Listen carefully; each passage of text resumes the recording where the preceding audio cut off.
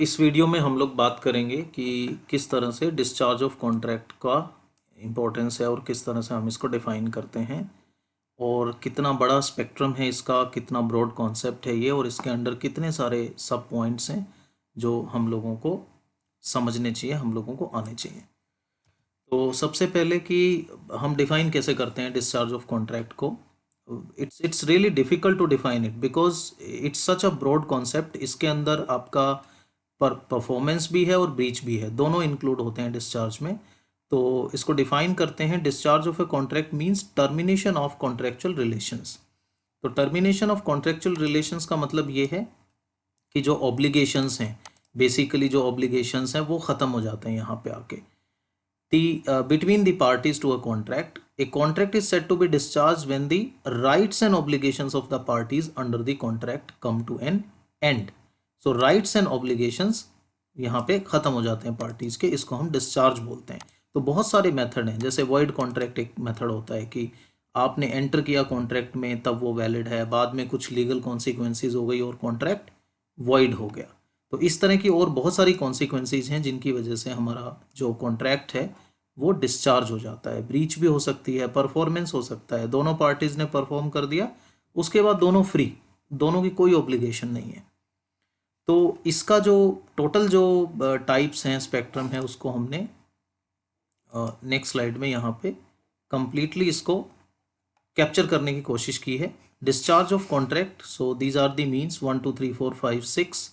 इन 6 means से कोई भी कॉन्ट्रैक्ट डिस्चार्ज हो सकता है। तो फर्स्ट इसमें है बाय परफॉर्मेंस। परफॉर्मेंस में भी एक्चुअल और परफॉर्मेंस में भी अटेम्प्टेड। तो हम एक्चुअल और अटेम्प्टेड का भी स्टडी करेंगे कि दोनों किस तरह से होती हैं। दोनों वैलिड हैं, दोनों से ही कॉन्ट्रैक्ट डिस्चार्ज हो जाता है। बाय म्यूचुअल कंसेंट और एग्रीमेंट। देखो, कॉन्ट्रैक्ट म्यूचुअल एग्रीमेंट से होता है, तो कॉन्ट्रैक्ट को डिस्चार्ज भी कर सकते हैं हम म्यूचुअल एग्रीमेंट से। जैसे मान लो कि एक बहुत सिंपल मेथड है कि both the parties sit together and decide that we will not perform this contract. हमें ज़रूरत नहीं है इस कॉन्ट्रैक्ट को परफॉर्म करने की, इसको यहीं पे ख़त्म करते हैं। सब्सिक्वेंट और सुपरवेनिंग इम्पॉसिबिलिटी, ये सब्जेक्ट मैटर का डिस्ट्रक्शन जो वर्ड कॉन्ट्रैक्ट में भी आता है। डिस्ट्रक्शन ऑफ सब्जेक्ट मैटर हो सकता है और चेंज इन लॉ हो सकता है। Lapse of time, there are some contracts which are bound with the time. अगर टाइम लैप्स हो जाता है तो फिर उन कॉन्ट्रैक्ट्स को, जैसे डेट्स के कॉन्ट्रैक्ट हैं, ये हम डिस्कस करेंगे। Operation of law is more popular in insolvency, merger and acquisition. And breach of contract is again a very broad concept. Breach of contract means when one party refuses to perform his or her contractual obligation. एक party मना कर देती है कि मैं अपना जो contractual obligation है उसको फुलफिल नहीं करूँगा, या वो अपने आप को डिसेबल कर लेती है, जो प्रोडक्ट उसको सेल करना था किसी और को सेल कर लेती है, या किसी सिंगर को परफॉर्म करना था और वो सेम डे और टाइम पे किसी दूसरे इवेंट ऑर्गेनाइजर का प्रोग्राम बुक कर लेता है। तो अगर इस तरह की चीज़ें होती हैं तो उसको हम बोलते हैं ब्रीच ऑफ कॉन्ट्रैक्ट। तो एक एक करके इनको ब्रीफ में समझते हैं। फर्स्ट है बाय परफॉर्मेंस। तो परफॉर्मेंस तो बहुत ही अच्छी बात है, मतलब बहुत ही पॉजिटिव चीज़ है। If both parties to a contract have performed what they have agreed, दोनों पार्टीज ने वो परफॉर्म कर दिया जो उन्होंने एग्री किया था, जो कॉन्ट्रैक्ट में लिखा था, जो उन्होंने डिसाइड किया था। अगर ओरल कॉन्ट्रैक्ट था तो जो उन्होंने डिसाइड किया था, तो हम कहेंगे कि कॉन्ट्रैक्ट डिस्चार्ज हो गया। अब दो तरह की परफॉर्मेंस है। पहली होती है एक्चुअल परफॉर्मेंस। एक्चुअल परफॉर्मेंस का मतलब है when each party to a contract fulfills his obligation arising under the contract within the time and the manner prescribed, it amounts to actual performance of the contract। Time में, manner में और जो contract में उन्होंने decide किया था। Suppose x ने Y को कहा था कि वो उसको लैपटॉप देगा, ठीक है। एक्स ने कहा था कि उसको लैपटॉप देगा, ठीक है, और वाई ने कहा था कि Y will give 50,000 rupees। Now X delivers the laptop and Y pays rupees 50,000 on the day and date in the time, जो भी है हमारा within the time and manner, ठीक है। manner means कहाँ पे देना था, reasonable place, reasonable time, with in time and manner. तो हम यहाँ यहाँ पे ये बोलेंगे कि ये कॉन्ट्रैक्ट हमारा डिस्चार्ज हो गया बाय परफॉर्मेंस, एक्चुअल परफॉर्मेंस हो गई। ठीक है, बिल्कुल एक्चुअल परफॉर्मेंस है, दोनों पार्टीज ने अपना अपना काम ईमानदारी से अच्छे से फुलफिल कर दिया। नेक्स्ट आता है म्यूचुअल, इसमें आता है अटेम्प्टेड परफॉर्मेंस। अटेम्प्टेड परफॉर्मेंस का मतलब है टेंडर्ड परफॉर्मेंस। ये ध्यान से समझना आपको। देखो, टेंडर्ड परफॉर्मेंस का क्वेश्चन तभी आएगा जब एक पार्टी ये कहे कि I am ready to perform, मैं परफॉर्म करना चाहता हूं, दूसरी पार्टी ये कहे कि मेरे पास टाइम नहीं है, मैं इंटरेस्टेड नहीं हूं, मैं नहीं कर सकता, मैं अवेलेबल नहीं हूं। यानी कि दूसरी पार्टी की गलती है जो उस परफॉर्मेंस को एक्सेप्ट नहीं कर रहा है। तो पहली पार्टी की कोई गलती नहीं है। अगर एक्स कहता है कि आप अपना लैपटॉप लो और वाई कहता है कि मेरे पास लैपटॉप को देखने का टाइम नहीं है, मेरे पास बिल्कुल टाइम नहीं है, मैं देखना नहीं चाहता, मैं लेना नहीं चाहता, तो इसमें एक्स की कोई गलती नहीं है। ठीक है। So when one party offers to perform and the other party refuses, provided the offer to perform is quite valid, quite okay, offer to perform has all the qualities, still if it happens, then the party who is refusing is considered as the at fault. We cannot say culprit, but we can say at fault. ठीक है, तो उसमें हमें दोबारा उसको x को perform करने की जरूरत नहीं है। दोबारा जरूरत नहीं है, ये गुड्स के केस में है। मनी के केस में उसको परफॉर्म करना पड़ेगा, बट वो अपनी मर्जी से परफॉर्म करेगा, फिर उसको रीजनेबल टाइम और उसको सारी फ्लेक्सिबिलिटी वगैरह सब कुछ मिलेगा। तो हम अटेम्प्टेड परफॉर्मेंस की बात करते हैं। When the promisor offers to perform his obligation under the contract but it's unable to do is unable to do because the promisee does not accept. ठीक है, यानी कि एक्स लैपटॉप देना चाहता है लेकिन वाई लैपटॉप लेना नहीं चाहता किसी भी रीजन से, तो इसको हम बोलते हैं अटेम्प्टेड परफॉर्मेंस और tender. So tender is not actual performance but it is offer to perform, कि मैंने तो ऑफर किया था, आपने ही एक्सेप्ट नहीं किया, तो आपकी गलती है। मेरी तरफ से तो ऑफर हुआ था लेकिन आपने उसको एक्सेप्ट नहीं किया। देखो, अगर वाई एक्सेप्ट कर लेता है तो क्या कहेंगे? एक्चुअल परफॉर्मेंस, फिर तो कोई झगड़ा ही नहीं है, फिर तो एक्चुअल परफॉर्मेंस हो गई। लेकिन अगर वाई एक्सेप्ट नहीं करता है तो हम इसको बोलेंगे अटेम्प्टेड परफॉर्मेंस, ये भी एक्चुअल जितनी ही वैल्यू रखती है। So a valid tender of performance is equivalent to performance and contract comes to an end. तो यहां भी कॉन्ट्रैक्ट एंड हो जाता है, डिस्चार्ज हो जाता है।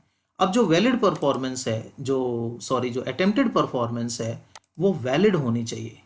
मतलब ये नहीं है कि कैजुअली आप आधा अधूरा सामान लेके चले गए, आपको पेमेंट करनी थी 20,000 की, आप 15,000 लेके चले गए, तो उसको हम वैलिड परफॉर्मेंस नहीं मानेंगे। वहां पे जो प्रोमिसी है, प्रोमिसी मतलब जिसके फेवर में वो परफॉर्मेंस जा रही है, प्रोमिसी जो है वो मना कर सकता है और परफॉर्मेंस का एंड, कॉन्ट्रैक्ट का एंड नहीं होगा।